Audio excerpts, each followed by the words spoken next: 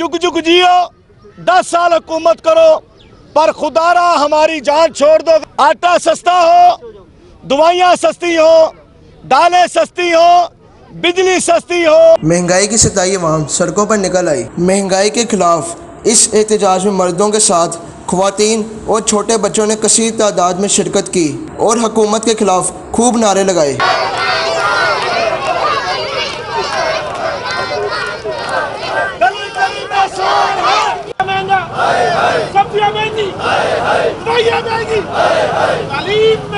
बिजली सस्ती हो, दालें सस्ती हों, पेट्रोल सस्ता हो, प्राइवेट स्कूलों की फीसें कम हों।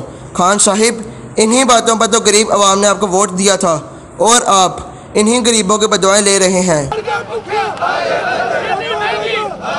हमारी आवाज़ पंजाब असम्बली में दबाई गई आज़ादी सहाफत के ऊपर कदगन लगाकर। आज हम सरापा एहतजाज है कि गरीबों की आवाज़ को दबाया गया, सहाफत की आवाज़ को नहीं दबाया गया। दूसरी बात, हम शौक से अपने बच्चे लेकर नहीं आए। ये मेरे बेटे और बेटियां, ये सब मेरे बच्चे हैं। मैं आज ये इस्तेजाज इसलिए कर रहा हूँ कि इमरान खान साहब, शायद आप समझते हैं कि रिक्शा ड्राइवरों को कोई शौक है। हम किसी सियासत का हिस्सा नहीं है, ना हम किसी सियासी पार्टी का हिस्सा है।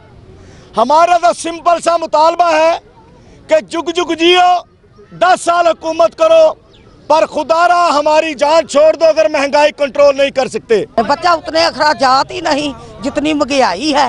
हर चीज़ महंगी मिलती है। हांडी एक टाइम पकाते, कहीं पकाते ही नहीं।